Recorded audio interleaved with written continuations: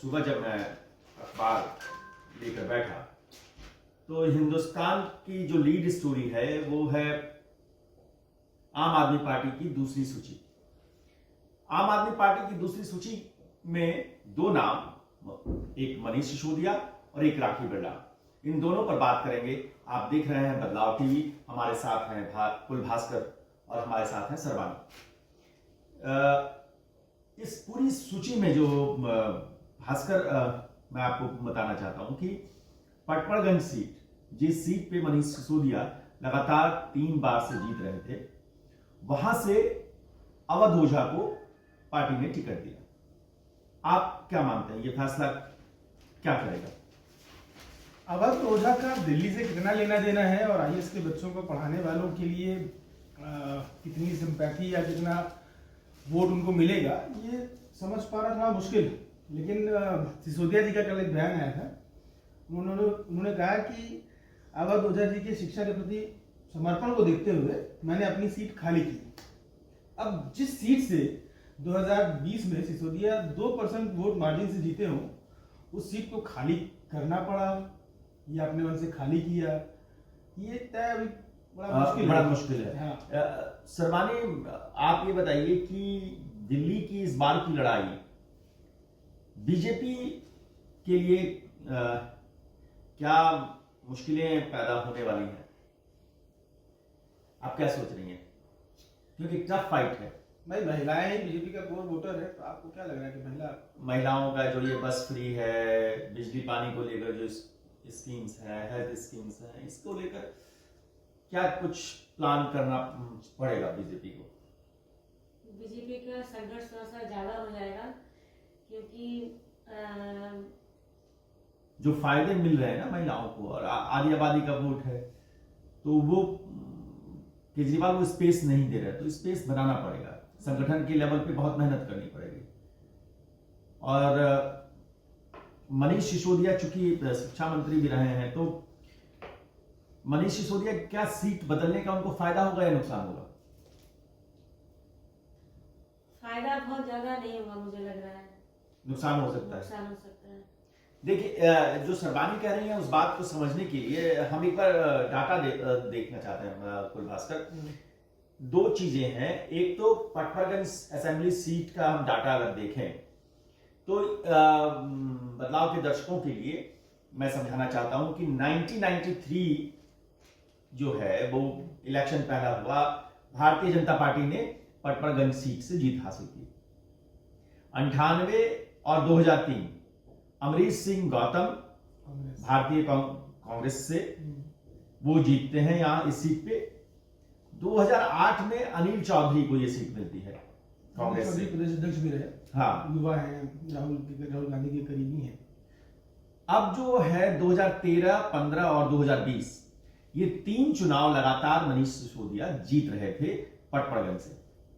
ऐसे में मनीष सिसोदिया को बदलना और अवध ओझा जो पार्टी में अभी हाल फिलहाल ही एंट्री मारी है। राजनीति में एक चीज कहते हैं कि अपना गढ़ बनाता है नेता। पिता ने लड़ाई की, वहां गढ़ बनाया, फिर उसका फायदा बेटे को मिला, उसके बेटे को मिला। देखिए, ब्रजभूषण वाली सीट पूरा यूपी हिल रहा था, लेकिन उनकी सीट नहीं हिली ना, तो वो गढ़ बनाते हैं। तो इसका मतलब सिसोदिया सीट छोड़ के गए, इसका मतलब पटपड़गंज उनका गढ़ नहीं। 3 बार जीते हो, भले जीते हो, लेकिन उनका गढ़ नहीं। कोई अपना गढ़ छोड़ के नहीं जाता। एक चीज मैं सरवानी से भी समझना चाहता हूं, क्योंकि इनका एक पॉलिटिकल इंटरेस्ट भी रहता है बहुत सारी चीजों में। ये बताइए कि क्या 2 महीने पहले, हफ्ते भर पहले आए किसी व्यक्ति को टिकट देना सही फैसला है? नहीं, सही फैसला नहीं है मेरे तरफ से। कार्यकर्ताओं का मनोबल टूटता है ऐसे में? टूटता है। जो लोग लगातार मेहनत कर रहे हैं उनको देना चाहिए था। तो आम आदमी, देखिए, एक ये जो राय है सरवानी की राय इसलिए इंपॉर्टेंट है कि वो एक न्यूट्रल जो वोटर है, वो जो सोचता है आपका पहला इंपैक्ट किसी फैसले को लेकर क्या होता है, उस लिहाज से भी इनको समझना जरूरी है। अब जब जिस सीट पे मनीष सिसोदिया जा रहे हैं, जंगपुरा, उस सीट का भी बदलाव के दर्शकों को मैं जरा इतिहास बता देना चाहता हूं। ये सीट आप समझिए 1993, 1998, 2003, 2008 कांग्रेस के पास रही। 2013 से यह सीट आम आदमी पार्टी के पास चली गई। यहां से मनिंदर सिंह धीर 2013 में जीतते हैं और प्रवीण कुमार 15 और 20 दो बार से वहां के विधायक रहे हैं। अब ये सीट जो है, अभी प्रवीण का बयान देखना होगा कि आता है कि नहीं आता है कि मैंने सिसोदिया के लिए ये सीट खाली की है। अभी तक उनका कोई बयान ऐसा आया नहीं है। नहीं, मनीष सिसोदिया तो कह रहे हैं कि मैंने शिक्षा पे बहुत काम किया है, इसलिए ये सीट मैंने उनके लिए छोड़ दी है, अवधूजा के लिए। हाँ, अवधूजा तो ऐसा ही बयान इनके पवन का आता है कि नहीं आता है, या वो नाराज हो जाते हैं, बागी हो जाते हैं, ये भी देखना इंटरेस्टिंग होगा। नहीं, आम आदमी पार्टी में भी देखिए एक चीज आप समझिए, जो हाल बीजेपी में है, शीर्ष नेतृत्व के फैसलों पर सवाल उठाने की जो क्षमताएं हैं वो कम लोगों के पास है, और आम आदमी पार्टी में भी ये गुंजाइश नहीं है। आप या तो अंदर रहेंगे ये आप बाहर रहेंगे। हाँ, तो ये तो प्रवीण कुमार को अल्टीमेटली वेलकम ही करना है, वो उसमें तो कोई दोराया मुझे नहीं लगती है, अगर वो उनको पार्टी में रहना है तो। नहीं, ऐसे भी इंटरेस्टिंग इस बार ये है कि जो 31 सीटें जारी हुई है उसमें मेरे ख्याल से 24 से 27 सीटें जो टिकट है वो फेरबदल कर दिए गए हैं या काट दिए गए। ये एक चीज और मैं बता दूं आपको कि प्रवीण कुमार जो जंगपुरा सीट से इनके लिए बहुत फायदेमंद उम्मीदवार रहे हैं। इन्होंने जब 2015 में चुनाव लड़ा तो करीब 11% का फायदा मिला, नहीं वोट इंक्रीज हुए आम आदमी पार्टी में, और जब 11% का वोट उन्होंने तब जोड़ा, और करीब 3% का वोट वो 2020 के चुनाव में जोड़ देते हैं। मतलब 15% वोट शेयर बढ़ाया है इन्होंने पार्टी के लिए। 11, 3, 14% के आसपास का वोट शेयर इन्होंने पार्टी के लिए बढ़ाया। अब किसी भी व्यक्ति की राजनीति में जो अगर सीट कटती है, नाम कटते हैं, तो उसका असर तो जरूर पड़ता है। अब एक चीज और मैं बता दूं आपको कि अब तक भास्कर आपने सूची का एनालिसिस किया 31 सीटों में, हाँ, क्या ये है कि कितने विधायकों के कट गए या बदल दिए गए? अभी तक मोदी जी के लिए बोलते थे, मोदी जी का गुजरात फॉर्मूला जो है वो यही था कि जितने विधायक इस बार जीते हैं अगली बार उसमें से 50% तो रिपीट ना, क्योंकि वो एंटी इनकम्बेंसी और इस सब की चीजों को बचा देता है। चेहरा बदल गया तो गुस्सा कम बढ़ गया, तो उसी तरह कुछ करते हुए दिख रहे हैं केजरीवाल। 31 में 24 सीटें जो है उस पर नए उम्मीदवार हैं या सीटें बदली गई हैं, विधायक बदल दिए गए हैं। राजनीति में क्या चेहरे बदलने से फायदा होता है या नुकसान होता है? कभी कभी फायदा भी होता है, कभी कभी नुकसान भी हो जाता है। फायदा कब होता है? फायदा जब होता है जो वहाँ के आदमी उसके एंटी हो जाते हैं। हाँ, ये जो एंटी इनकम्बेंस, बहुत बड़ी बात सरवानी ने कही कि एक ही चेहरा जब एक विधानसभा सीट से रहता है तो धीरे धीरे 8-10 सालों में उसके प्रति एक नाराजगी भी होती है, या उम्मीदें जितनी पाल ली होती हैं आपने वो पूरी नहीं हो पाती हैं, तो पार्टियां उस चेहरे को बदलकर एक नया चेहरा देकर ये भी मैसेज देती हैं कि जो काम उनसे नहीं हो पाए वो अब ये करेंगे। राखी बिरला दूसरा परिणाम आज की चर्चा में जो है, राखी बिरलान की सीट बदलने की वजह आप क्या मानते हैं खासकर? राखी बिरलान उनको लगता है ना अग्रेसिव चेहरा है आम आदमी पार्टी का। सड़क पर चिल्लाना हो, विधानसभा में चिल्लाना हो, या खुद दहाड़ना हो, महिला होने के नाते बहुत अग्रेसिव चेहरा है राखी बिरलान। तो मुझे लगता है कि उनको किसी भी सीट पे लड़ाया जाएगा तो अपने अग्रेसिव होने की वजह से चर्चाएं खूब बटोरेंगी। अब वो सेफ सीट तो उनकी चली गई, या हो सकता है उनके खिलाफ भी गुस्सा हो उनके अग्रेसिवनेस के कारण, जनता वहाँ की लोकल जो है वो उनसे नाराज हो, तो सीट बदलने का उनको सुरक्षित किया जा रहा है क्योंकि वो उनके लिए एक अग्रेसिव चेहरा है। ये राखी बिरलान के बारे में मैं लगातार दर्शकों को बता रहा हूँ कि हम चाहते हैं कि आप थोड़ी थोड़ी जानकारी भी उनके बारे में हमारे पास रहे, और हम डाटा के साथ बात करना चाहते हैं। अखबार है हमारे साथ, हमने उसको खंगाल लिया है आपके लिए, हमने डाटा जो उपलब्ध है नेट पे उसके जरिए हम बात कर रहे हैं ताकि एक समझ हमारी जो है वो मुकम्मल तरीके से बन पाए। राखी बिरलान को विधानसभा में डिप्टी स्पीकर भी बनाया, एक दलित चेहरे के तौर पे भी, दलित राजनीति का चेहरा प्लस महिला, ये इस तरह का की राजनीति में जो है मोदी जी ने तो 33% आरक्षण की बात कही है, तो अभी जो है महिलाएं जो है, आधी आबादी जो है, वो उसको धीरे धीरे फोर्स करती हैं। मंगोलपुरी सीट जिससे राखी बिरलान जीतती रही थी, उसका एक समीकरण मैं आपको बता देता हूं। 93, 1998, 2003, 2008 राजकुमार चौहान इंडियन नेशनल कांग्रेस के बहुत बड़े नेता, सशक्त नेता, उन्होंने इस पूरी सीट पर, यानी आप जो गढ़ वाली बात कर रहे थे, गढ़ बनाया हुआ था राजकुमार चौहान, उसमें घुसकर राखी बिरलान ने उनको चैलेंज किया। 2013 में पटखनी दी, 2015 और 2020 लगातार 3 चुनाव राखी बिरलान ने वहां से जीते। मतलब इनका भी सिसोदिया जैसी जीत है यहाँ से, उसके हाँ, बावजूद सीट बदलनी पड़ी, बदली गई है। अब ये देखिए क्यों, इन्होंने बदली है अब पार्टी। 2020 का अगर मैं देख रहा हूं आंकड़ा, तो करीब 12%, 11.5% का राखी बिरलान ने वोट शेयर बढ़ाया पार्टी के लिए, उसके बावजूद इनको हटाया गया या इन्होंने जो फैसला है। देखिए 2015 की बात करूं तो तब उन्होंने करीब 8% वोट परसेंटेज बढ़ाया था पार्टी का। ये तो उससे भी ज्यादा है। हाँ, और 2013 चूंकि पार्टी आई ही थी उस समय, तो राजकुमार चौहान को इन्होंने हराया 2013 में, 2015 में भी हराया, और 2020 आते आते कांग्रेस फाइट से हट गई और बीजेपी के साथ इनकी टक्कर हुई, और वहां भी इन्होंने करीब 11-12% का वोट शेयर बढ़ाकर, मतलब कांग्रेस का पूरा वोट इनके पास चला है। हाँ, कांग्रेस को करीब 26% का लॉस हुआ, जिसमें से 13% वोट शेयर जो है बीजेपी ले गई, और 11-12% आम आदमी पार्टी ले गई। तो ये जो राखी बिरलान का जो चेहरा है, वो देखिए आप, वो आंदोलन के समय से जुड़ी हुई नेता है आम आदमी पार्टी की तरफ से, तो ये एक उनका प्लस है। अब यहाँ आंदोलन कितना सफल होगा ये देखना होगा। नहीं, ये तो है। अब हम एक और आंकड़ा अपने दर्शकों को दे दें।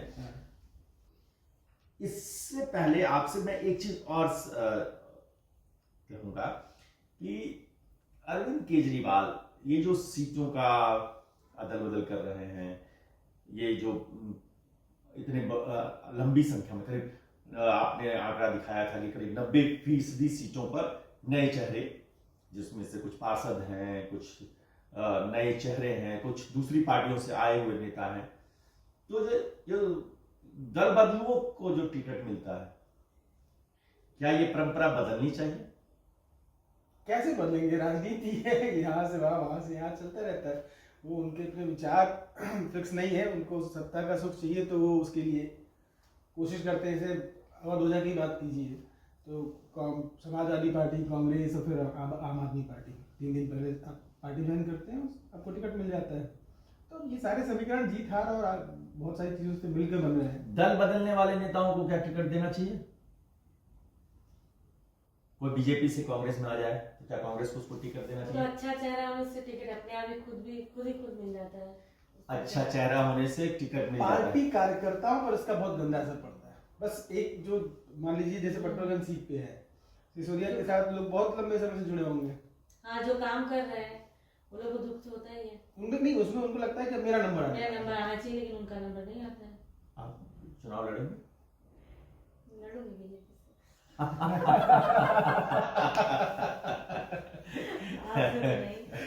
आम आदमी पार्टी से नहीं लड़ेंगे। राजनीतिक इच्छाएं हैं। हाँ, बीजेपी से चुनाव लड़ेंगे सरबानी। तो ये जो बीजेपी के जो लोग देख रहे हैं, उनके लिए एक मैसेज है कि कार्यकर्ता कहाँ कहाँ आपके हैं। अब जो राखी बिरलान की जो दूसरी सीट है, जहां से वो चुनाव लड़ने जा रही है, मादीपुर का गणित हम आपको बता देते हैं। मादीपुर जो सीट है, भास्कर जी, सरबानी जी, ये 1993 में उसी बीजेपी के पास थी जिससे आप चुनाव लड़ना चाहते हैं। यहां से स्वरूप चंद्र राजन थे, उसके बाद 1998 2003 2008 में मालाराम गंगवाल कांग्रेस के, इन्होंने यहां से जीत हासिल की। और पिछले 3 बार से 2013, 15 और 2020 गिरीश सोनी। बहुत मुश्किल है मतलब बीजेपी के लिए इस बार में टक्कर ये जो है ये चुनाव इन्होंने गिरीश ने सोनी ने इनको जीत दिलवाई। आप जितनी सीटें खोल रहे हैं वो 3-3 बार से आम आदमी पार्टी के पास ही है और तब भी पार्टी बीजेपी आ भी सकता है। एक इंजीनियरिंग कर रही है। अब देखिए बीजेपी को लेकर जो आम धारणाएं हैं कि वो साइलेंटली कई बार गेम कर जाती है, बदल देती है, लेकिन दिल्ली एक टफ फाइट है। वो कैसे बदलेगी, क्या करेगी, कैसे माहौल बनेगा, और जिस तरह से आम आदमी पार्टी ने एग्रेसिवली टिकट बंटवारा किया है, चेहरे बदले हैं, रिस्क लिया है और एक मैसेज देने की भी कोशिश की है कि जीत ही उनका मकसद है। वो किसी पार्टी कार्यकर्ताओं को वैसे ही आप संतुष्ट करने वाले नहीं है कि हाँ चलिए 3 बार से आप जीत रहे हैं तो भी हम, जो 3 बार के विजेता हैं, अगर उनका भी सीट बदला जा रहा है तो आप समझिए कि स्ट्रैटेजी कैसे बदलेगी। इसमें 2 मैसेज एक साथ दिए जा रहे हैं। तो ये कि आप काम नहीं करेंगे तो आपको जगह नहीं उस तरह मिलेगी, और दूसरा आम लोगों की पार्टी की जो धारणा आंदोलन के बाद बनी थी उस धारणा को भी बचा के रखना है। अब गिरीश सोनी के लिए जो चैलेंज है उनका बदलना क्यों बनता है, देखिए यही गिरीश सोनी है जो 2015 में करीब 21% वोट शेयर बढ़ाते हैं और 2020 के चुनाव में करीब 1% वोट शेयर उनका कम होता है और वो कहां जाता है, वो बीजेपी की तरफ जाता है। बीजेपी जो है आप देखिए लगातार 2020 के बाद से ज्यादातर सीटों पर second runner up BJP. Congress fight से नहीं, कांग्रेस फाइट में नहीं है, तो बीजेपी का ग्राफ जो है वो अपर है दिल्ली में हर सीट पे आप देखेंगे, और कांग्रेस का नीचे है। चैलेंज राहुल गांधी के लिए भी बड़ा, क्योंकि दिल्ली जैसी सीटों पे, दिल्ली जहां विधानसभा चुनाव में दिल्ली से एक मैसेज जाता है, दिल्ली के चुनाव पर चर्चा बड़ी होती है। अगर वहां आप जीरो हैं, वहां आप कोई रणनीति नहीं बना रहे हैं, वहां अगर आप अपना प्रेजेंस नहीं शो कर रहे हैं, वहां आप फाइट में नहीं, आम आदमी पार्टी ने लगभग इनको हाशिए पर रखा हुआ है। ये तो है ही।